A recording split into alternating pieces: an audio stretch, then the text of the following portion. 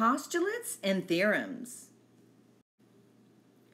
A postulate is an obvious geometric truth that is accepted without proof.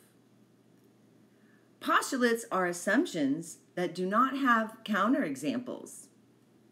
Some common and widely accepted assumptions or postulates that are not mathematical in origin are money can't buy happiness, all men are created equal, knowledge is superior to ignorance.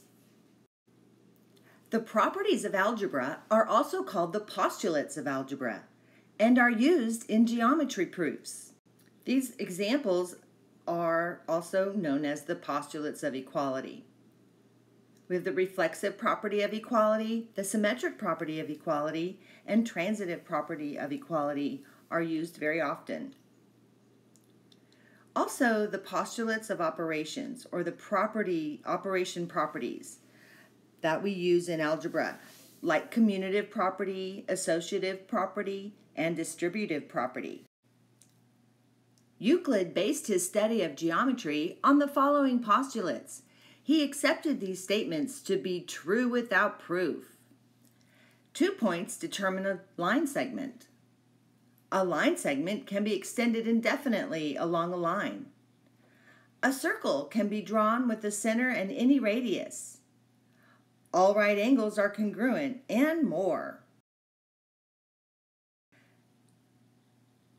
Postulates serve as a starting point from which theorems are logically derived. Theorems. A theorem is a basic geometric principle which is supported and established by a proof. Theorems are proven to be true by making connections between accepted definitions, postulates, mathematical operations, and previously proven theorems. If you have an idea that can be demonstrated to be true or works all the time, then the idea is a theorem. Theorems are usually divided into a hypothesis, that's your given information, and a conclusion. What are you trying to prove? Once a theorem has been proven, it becomes an accepted tool in the proof of any other theorems.